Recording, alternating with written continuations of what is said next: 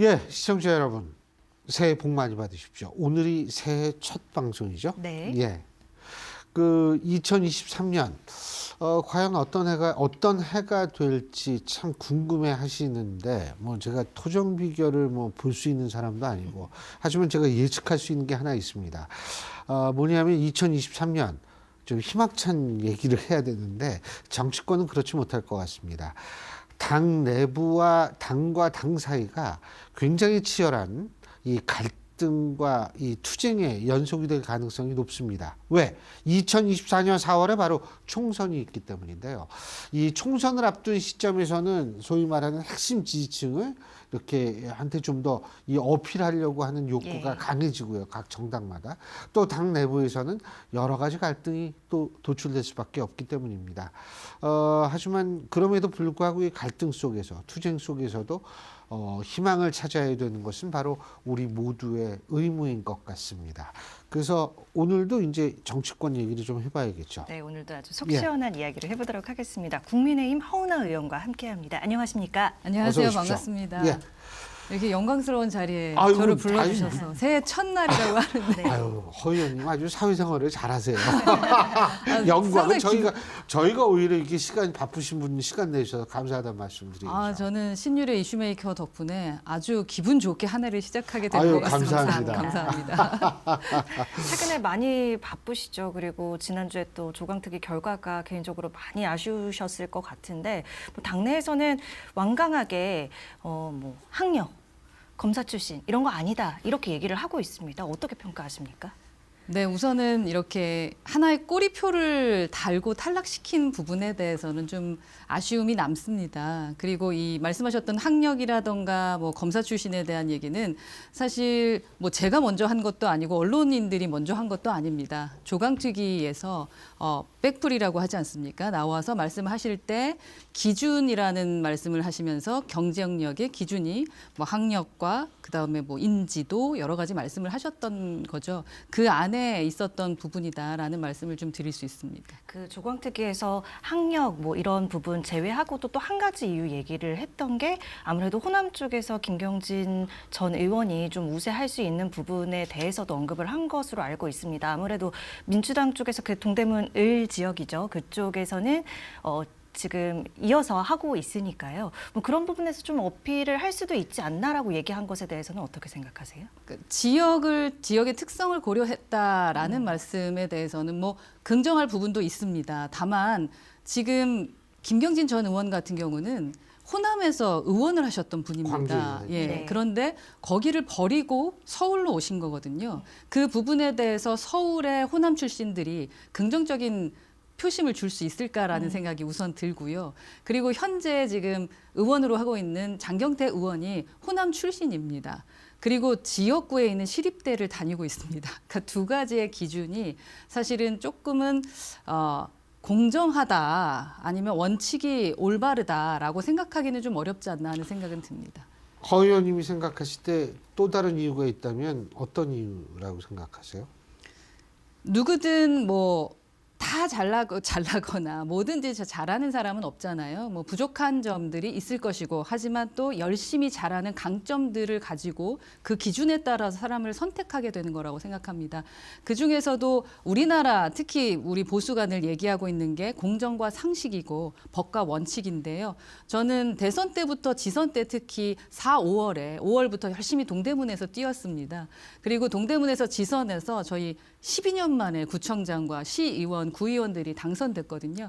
그때 함께 기뻐하면서 열심히 뛰었고 그 이후로도 계속 동대문에서 활동하고 있고 또 동대문에 제가 이사도 갔고 또 사무실도 있습니다. 그렇게 열심히 지역구 활동을 해왔던 이제 내정이 됐었으니까 또 더 열심히 해왔던 사람과 그리고 갑자기 이제 똑같은 기준으로 뭔가 그 사람을 선택을 하게 된다면 뭔가 나은 기준이 있어야 될 텐데 제가 봤을 땐 조강특위에서 말씀하셨던 그 기준에 의한다면 사실 저는 검사 출신이 아니라는 거 그 외에는 제가 경쟁력에서 떨어질 것이 있을까라는 저도 개인적인 생각을 좀 하게 됩니다.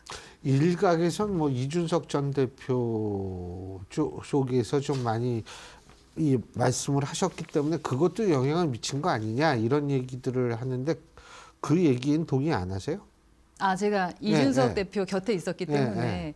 그러니까 그런 말씀 하시더라고요. 허은하라는 의원은 이준석 옆에 쫓아다닌 것밖에 더 있지 누가? 뭐 이준석 옆에 쫓아다닌다 뭐 이런 말씀 네. 많이 하시면서 좀 제가 듣기에 좀 거북한 말씀들을 하시는 네. 분들이 계시는데 저는 이준석 전 대표가 당대표였을 때 수석 대변인이었고 수석 대변인이 당대표와 열심히 함께 일을 하지 않으면 그 또한 직무유기입니다. 그렇게 1년 열심히 정말 대선을 위해서 뛰었고 지선을 위해서 뛰었습니다. 그런데 그게 뭐가 문제가 되는 것인지는 저는 사실 좀 이해하기는 어렵습니다.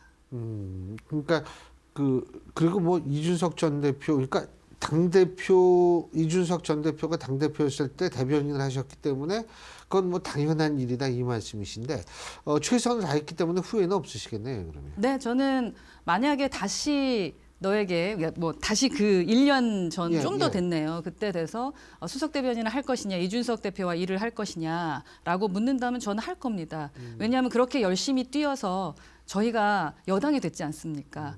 그랬고 또 지선에서도 예상치 못했던 부분이 많았습니다만 흐름 타고 구청장도 또 시의원, 구의원도 이렇게 많이 당선시킬 수 있었다라는 것은 나름 저희뿐만 아니라 당원들이 함께 열심히 당대표와 뛰었기 때문에 가능했다고 생각합니다. 한 가지만 더 여쭤보는 게 사실 지금 뭐 조강특위 얘기도 하고 이랬는데 네. 이게 윤석열 대통령이 지난 2일 날 중대선거구제 얘기를 했고요. 김진표 국회의장도 중대선거구제에 대해서 긍정적으로 생각한다 이런 얘기를 했거든요. 중대선거구제가 만일 도입이 된다라고 한다면 제가 볼 때에는 뭐 이런 거 다 또 유야무야 될 수 있는 상황이 아닌가 이런 생각도 드는데 어떻게 보세요? 가능하다고 보십니까? 첫째, 중대선거구 도입에? 그 가능 여부에 대한 사실 최종 그 결정권자는 사실 민주당이겠죠. 아무래도 득표수가 다수당이니까. 다수당이기 때문에 그러나 뭐 중대선거구제, 그러니까 선거제도를 바꾼다고 해서 정치 문화가 갑자기 바뀔 것이다라고 맞아요. 생각하지는 않습니다. 저는. 동감입니다. 네. 그러나 뭐 판도는 충분히 흔들 수 있는 거겠죠. 그리고 수도권에 대해서는 충분히 한번 고민해볼 지점이다라고 생각하는데 저희 뭐 비례대표 관련된 부분도 해결해야 될 부분이 있고 여러 가지 선거제에 대해서는 심각한 논의가 필요하다라고 생각은 합니다. 네, 전당대회가 이제 2달여 앞으로 성큼 다가온 상황이잖아요. 이 얘기 안 해볼 수가 없을 것 같은데 최근에 이제 윤심 잡기, 당권 출마하겠다 주자들에 대해서 윤심 잡기에 대해서 주목을 많이 하고 있는 시점인 것 같아요. 이거 어떻게 판단하십니까?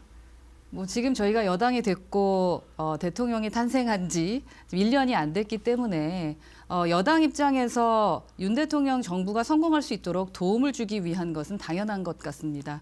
하지만 뭐 윤심을 잡기에 몰두한다라는 모습을 국민들께 보여드린다면 국민들은 인정을 안 하실 것 같아요. 대통령을 만든 것은 윤 대통령에게 충성하라고 대통령을 만들어 놓은 건 아니지 않습니까? 저희가 민심을 바라보고 국민이 바라는 대로 국민이 왜 윤석열이라는 대통령을 만들어내셨는지에 대한 거기에 저희는 집중을 해서 국민 바라보고 가는 것이 정상이라고 생각을 하고요.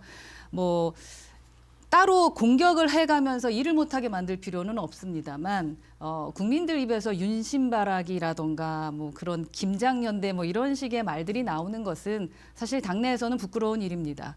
저희가 정말 정당 잘 바꿨구나. 우리 민주당이 아닌 국민의힘이 여당이 되니까 나라 돌아가는 게 달라지는구나. 대통령이 그 국민의힘이 되니까 정말 다르구나라는 걸 느낄 수 있도록 저희가 그렇게 뛰면서 역시 민심만 바라본다 이렇게 하는 것이 더 맞지 않을까 싶어요. 네. 허 의원님 댁내에서 네. 김장하셨어요? 저는 사서 먹었습니다. 그게요. 그 김장년대 뭐 이런데 정작 우리 허 의원께서는 최고위원 안 나가세요? 아주 심각하게 지금 아니 고민 중입니다. 언론에서 제가 뭐냐면 네. 언론에서 많이 거론이 되길래 고민을 예. 하고 계시다고 네, 해서 네. 저는 오늘 좀 듣고 싶었어요.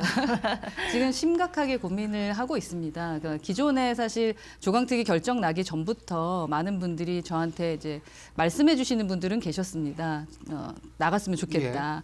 근데 사실 그때는 내가 그렇게 나까지 이렇게 나갈 필요가 있을까라는 생각을 했었는데 조강특위 결정 나고 나서는 조금 더 심각하게 고민하고 있는 것은 사실입니다. 왜냐하면 보수당이라고 한다면 공정과 상식 그리고 법과 원칙을 지켜나가는 부분인데 이제 그런 부분에 있어서 조금은 우리가 아쉬운 면들을 이번 조강특위 결과에서 보여줬다라고 생각하고요.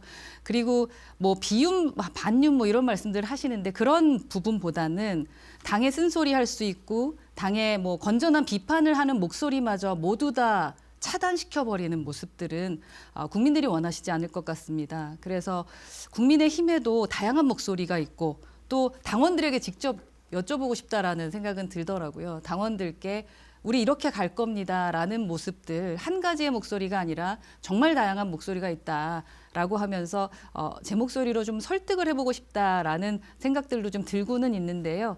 아무래도 조금 더 고민이 필요하지 않을까라는 생각은 듭니다. 그럼 개인적으로 생각하시기에 이제 국민의힘의 차기 리더십이 당대표 어떤 사람이 돼야 된다고 보세요? 너무나 당연한 얘기지만 국민 마음 이끌고 갈 수 있는 분들이 되셔야 되겠죠. 그렇게 해야 기존의 저희 국민의힘이 사실 제가 이제 인재 영입돼서 국민의힘에 들어왔을 때부터 국민의힘이 걸어왔던 길이 잘못되지 않았다고 생각을 합니다. 정말 국민 바라보고 중도층 바라보고 정말 다양한 이야기들 들어가면서 제가 명불허전 보수다에서도 신유일 교수님도 모시고 했었었는데요.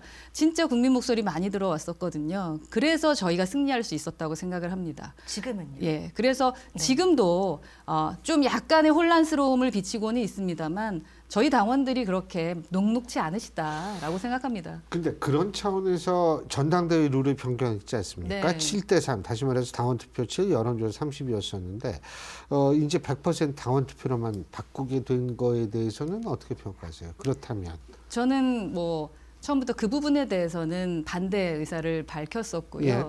물론 70%도 사실 작은 비율이 아니거든요. 당원들의 마음을 얻는 사람들이어야 되지요. 그리고 민심의 마음도 얻어야 되는 거죠. 그러니까 당원들의 마음이 민심과 다르다라는 말씀보다는 민심을 배제하게 됐을 때 받는 오해, 그 부분이 걱정인 것이었고, 그다음에 두 번째는 너무 빨랐다라는 겁니다. 만약에 정말 100% 당원 중심으로 가고 싶었다면은 당대표를 선출하고 나서 그 다음에 그 당대표부터 뭐 진행을 한다거나 했었어야 되는데 기준 없이 빠르게 결정한 부분에 대해서 저는 좀 반대를 했고요.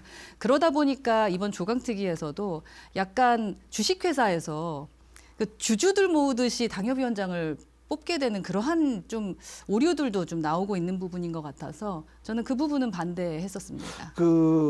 어떻게 보세요? 실제로 지금 뭐 당원투표 100%에서 뭐 누가 유리하다 뭐 이렇다 저렇다 언론에서 분석들이 많은데 사실은 과거를 따져봤을 때요.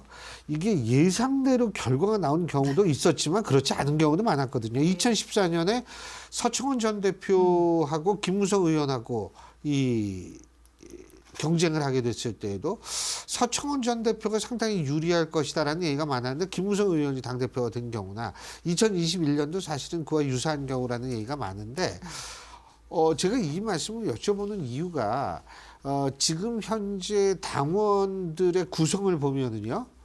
과거에 비해서 28만에서 지금 78만 명 이상으로 됐고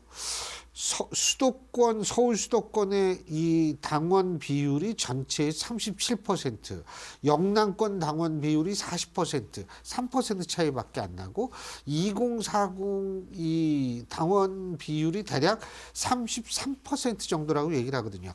자, 이런 그 비율의 당원 투표, 이런 비율의 지금 당원 구성, 당원 투표를 100% 반영한다 하더라도 뭐 이렇게 언론에서 얘기하는 예상대로 어떻게 굴러갈 거라고 보세요? 어떻게 보세요?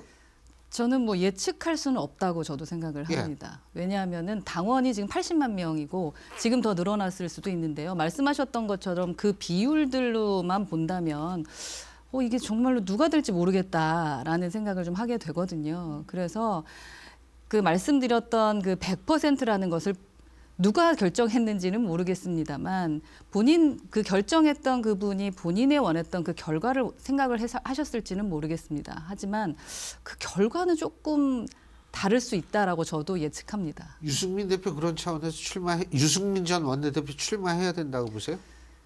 유승민 전 원내대표는 지금 방송에 나와서 말씀하시는 거라던가 지금의 흐름상 나오지 않으면 안 되는 상황이 되지 않았나 근데 하는 생각을 본인은 합니다. 뭐 이 나가야 되는지 모르겠다 이런 얘기도 한 적이 있는 것 같아서. 네, 그 따님께서 많이 반대한다라는 기사를 어제 봤는데 아마 가족 입장에서 많이 반대할 것 같아요. 저도 저희 남편하고 딸에게 최고위원을 나가라고 하는데 어떻게 생각해요 했을 때 절대 안 돼 이렇게 그 얘기부터 하더라고요. 그래서 아마 가족에서는 많이 반대를 할 텐데 당원들 소리를 많이 듣고 계시지 않나 하는 생각은 듭니다. 제가 뭐 연락하는 사이는 아니라서 판단은 스스로 잘 하시겠죠. 근데 흐름은 나올 수밖에 없는 흐름 아닌가 하는 아하, 생각은 듭니다. 알겠습니다. 네, 민주당 얘기를 좀 해볼까요? 일부 예외는 있겠지만 이제 뭐 신년에 나오는 모습들 보면 이재명 대표 중심으로 뭐 당 지도부라든지 단일 대우 의지를 굳건히 하고 있는 것 같아요. 어떻게 평가하십니까?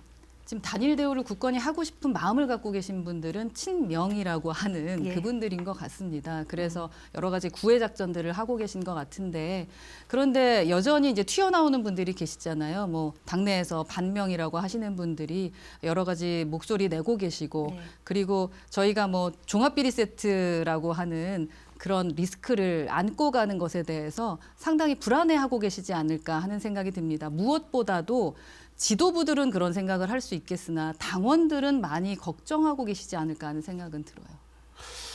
그 뭐 어쨌든 대변인 하시면서 요새도 옛날에는요 여야 의원들끼리 가끔 만나서 뭐 소주도 한잔 하고 터놓고 요새는 그런 거 없죠. 그 소주, 맥주 뭐 이런 거는 안 하지만 저는 차도 마시고 이야기하는 분들은 계십니다. 아니 뭐 저녁 때 이렇게 만나서 허심탄회하게 한번 얘기하는 것도 나쁘지 않는데 저는 그 필요하다고 봅니다. 요새는 그렇지가 요새는 같은 정당 내에서도 좀 성향이 다르면 서로 잘 안 만나고 그러는 모양이더라고요. 근데 이게 참 그런데 그 민주당 의원들 그러니까 대변인 하시면서 민주당 의원들 이렇게 쭉 만나셨을 때요. 그때 이렇게 개인적으로 만났을 때와 실제로 공식적으로 나오는 목소리가 차이가 많이 나는 경우가 있나요? 네, 제가 뭐 방송에서 뵀던 분들 보면 좀 다른 분들 계신 것 같아요. 다, 목소리를 다르게 내는 걸 말씀하시는 건가요? 아니면 캐릭터를 말씀하시는 건가요? 아니 목소리요. 뭐 캐릭터야 뭐 그거야 방송이니까. 그렇죠. 뭐 예. 원래대로 목소리 내시는 분들은 뭐 있으신 것 같은데 그래도 걱정하면서 그건 저희 당도 마찬가지인 것 같아요. 어쩔 수 없이 목소리를 내야 하니까 그 방향의 목소리를 내시는 분들이 분명 계시더라고요. 네. 그러니까 제가 이거 여쭤본 이유가 이재명 대표에 대한 어떤 그러한 상황에 대해서 그러니까 사실 노웅래 의원에 대한 체포 동의안이 부결됐을 당시 그 이후에 상당히 좀 여러 가지가 목소리가 좀 부정적인 목소리도 나오는 것 같은데 그 실제로 이재명 대표에 대한 리트머스 시험지였다 이런 얘기들이 있는데 어떻게 평가하세요? 야당 의원들이 전부 노웅래 의원을 정말 이 방어해야 된다라고 생각했기 때문에 방탄을 했다고 보십니까? 아니면 이재명 대표 때문에 일단 했다고 보십니까? 저는 전자라고 우선은 생각을 합니다. 이재명 대표 때문일까라는 생각은 들지 않고요. 왜요? 당내에서는 우선 여러 가지 이견이 있다고 저는 알고 있습니다. 이견이 있고 이렇게 되면 우리 당 망한다라는 목소리도 분명히 나왔던 것으로 알고 있고요. 그런데 아마도 한동훈 장관의 그 설명을 가지고 핑곗거리를 찾은 거죠. 그래서 핑곗거리를 찾으면서 민주당이 살 수 있는 방향을 결정한 것이 아닌가 전략적으로 저는 그런 생각인 거지 이재명 대표를 무조건 지키기 위해서 모두 다 불체포 특권에 거부했다라고 생각하지는 않습니다. 한동훈 장관 말씀하시니 갑자기 생각나는데 뭐 당대표에 나온다 뭐 내년 총선에 나온다 어떻게 보세요? 한동훈 장관 정치하면 잘할까요? 어떻게 보세요? 어제 뭐 대통령 신년회에서도 네. 뭐 한동훈 장관 나왔던데 정치를 잘 하실 것 같긴 하더라고요. 모든 그래요? 의원들 만나면서 한 분 한 분 인사드리고 말씀 나누려고 노력하고 하면서 모든 의원이라 하면 저희 거기 참석했던 의원들과 민주당 장관, 의원들 거기 민주당은 없었습니다. 없었어요. 예, 저희 국민의힘과 또 예. 장관들과 함께 예. 다 같이 이제 신년 인사회를 했었는데 그때 이렇게 인사하면서 뭐 저한테도 먼저 다가와서 인사하시면서 본인 말씀하시는 걸 보면서 정치인이라면 원래 이렇게 좀 그런 활동들이 있어야 되지 않겠습니까? 근데 그러한 모습도 보여주시더라고요. 그리고 생각은 있으시구나라는 생각은 좀 들었습니다. 생각은 있구나 하는 생각이 들으셨다. 하지만 뭐 우선 말씀하셨던 대로 예. 장관 역할을 잘 하셔야 그 다음에 어떤 뭐 미래 비전이 있는 것이지 뭐 정치력만 갖고 되겠습니까? 그렇죠. 네. 예. 지금 한동훈 장관 얘기로 잠깐 했는데 이재명 대표 같은 경우에 지금 당내에서도 제가 그래서 이제 아까 그 얘기 잠깐 여쭤본 건데 여러 가지 얘기가 나오는데 지금 여론조사를 보면은 이 SBS 넥스트 리서치에 의뢰해서 이 12월 30일과 30일 유권자 1,500명을 대상으로 한 조사인데요. 법과 원칙에 따른 수사다가 54.5%입니다. 지금 그러면은 사실 근데 이제 이재명 대표는 바로 얼마 전까지만 하더라도 없는 죄를 만들어서 이런 표현을 네. 쓰거든요. 굉장히 본인은 억울하다고 생각하는 것 같은데 그런데 유감스럽게도 또 문희상 전 국회의장께서는 민주당 신년 할애회에서 뭐 토끼가 굴을 전 그건 몰랐어요. 토끼가 굴을 3개씩 파는지. 근데 그 중에서 이 문희상 의장이 얘기한 게 그러니까 플랜 2, 3을 만들어야 된다 이런 표현을 하신 것 같은데 이재명 대표의 거취는 어떻게 될 거라고 보세요? 지금 우선 뭐 발등에 불이 떨어진 건 예. 확실해 보입니다. 그래서 그 거취 때문에 모든 지도부가 지금 여러 뭐 민생 투어라는 일명 하에 다니고 계신 것 같기는 합니다만 당내에서는 불안하실 것 같고요. 그래서 당연히 2안 3안이 나와야 되는 것이 현실인 것 같다라는 생각이죠. 예, 그리고 그렇게 해야 되겠죠. 저희가 사실은 이재명 대표가 당대표 되기 전부터 네. 이것은 방탄국회를 위한 것이다. 방탄 이재명을 위한 것이다. 라는 말씀들을 많이 드렸는데 그 시나리오대로 지금 가고 있지 않겠습니까? 사실 당대표가 아니었고 이재명이라는 의원의 수사였다면 지금 이렇게까지 당에 혼란을 불러일으켰을까라는 생각을 한다면 당원들도 생각과 고심이 많을 것 같습니다. 최근에 다시 민주당이 김건희 여사 특검 카드 얘기하면서 만지작되고 있는 것 같아요. 이거는 그러면 이를 위한 물타기하는 방안이다. 이런 해석도 나오더라고요. 어떻게 보세요? 저희 입장에서는 물타기로 보이죠. 모든 사람은 법 앞에 평등해야 됩니다. 누구나 똑같아야 된다고 생각을 하고요. 그렇다면은 우선 본인 스스로도 나는 수사에 열심히 임하겠다라고 했으면 그에 따라 가면 되는 거라고 생각하고 김건희 여사의 그 수사에 대해서도 사실은 기존의 윤석열 총장이었을 때 정말 얼마나 많은 수사를 했었고 얼마나 많은 조사를 했겠습니까? 그때부터 지금까지 나온 것이 없다라는 거고 지속적 수사를 하고 있다라고 말하고 있고요. 그렇다면 그건 지켜보면 되는 것이고 그냥 본인들 거만 제대로 좀 해결을 했으면 좋겠는데 무슨 이야기만 하면은 이제 김건희 여사 물타기로 끝까지 마무리를 짓는 것은 그건 저는 악수라고 봅니다. 윤 대통령이 왜 이재명 대표랑 만나지 않느냐 이런 얘기를 많이 하는데 예? 그리고 뭐 설들이 많아서 모르겠는데 신년 인사회라고 했죠.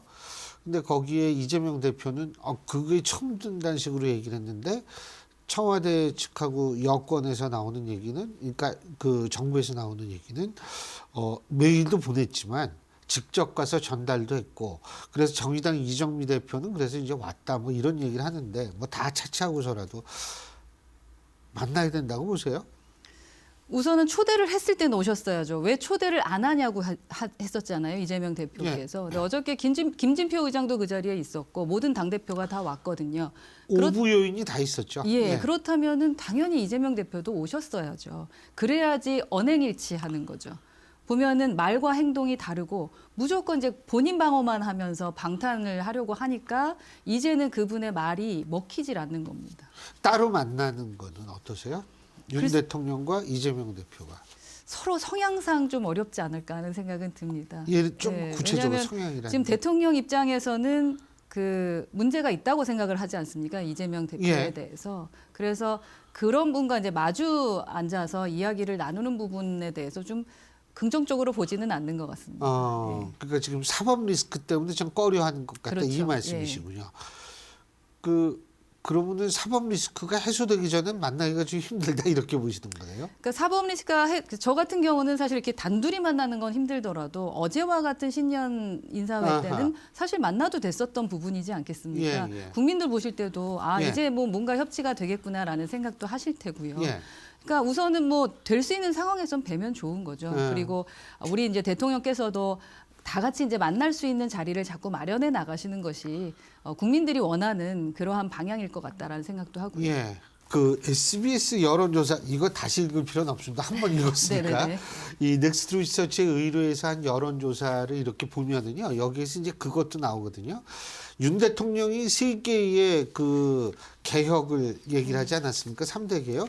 근데 노동개혁에 대한 여론은 상당히 좀 긍정적인 게 많고 연금개혁은 좀 그렇지가 않더라고요. 사실 교육개혁은 그렇게 많은 국민적 관심을 불러일으키기 좀 힘들거든요. 왜? 교육이라는 거에 대해서 우리 국민들의 관심이 많지만 교육개혁이라는 게 대부분 이제 대학을 어떻게 하느냐 뭐 이런 거기 때문에 사실 좀 그런데 어떻게 평가하세요? 노동개혁하고 교육개혁, 연금개혁? 저는 지금 이것이 필수적인 상황이라고 생각합니다. 사실 기득권에게 이제 막혀서 물꼬를 트기 어려웠던 주제거든요. 세 가지가.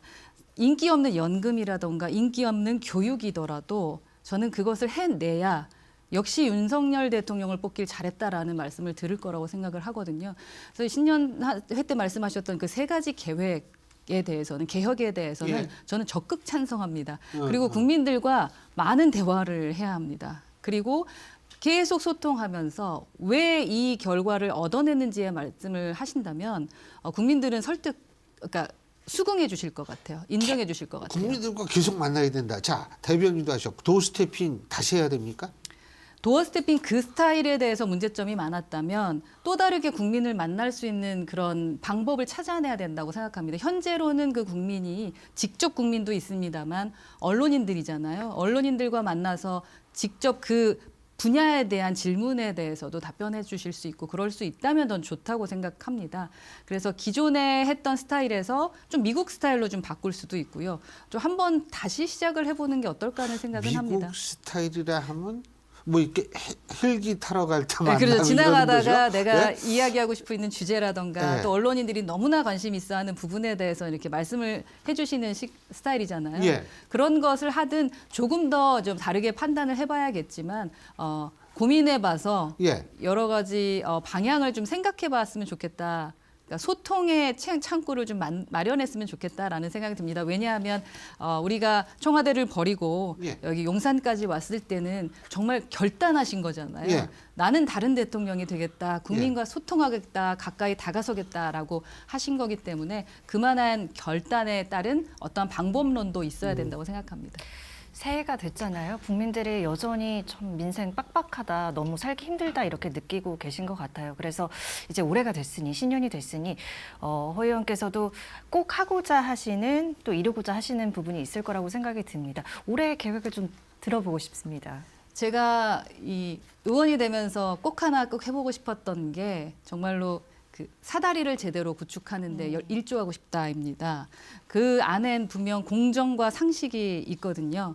그래서 어떠한 기준들에 대해서 국민들이 그 눈살 찌푸리지 않도록 그리고 이 당내에서 다양한 목소리를 내는 사람들이 있다라는 것, 국민의 목소리에 귀를 기울이는 사람이 있다라는 것, 그리고 어떠한 목소리든 그것에 대해서 제가 앞장서서 싸우는 사람이 있다라는 것, 그것을 꼭 보여드리고 싶습니다. 그래서 귀 막고 뭐 눈 막고 이런 당이 아니라 귀도 열려 있고 눈도 열려 있고 입은 조금만 천천히 열고 하는 그런 의원이 있다는 모습을 보여드리고 싶습니다.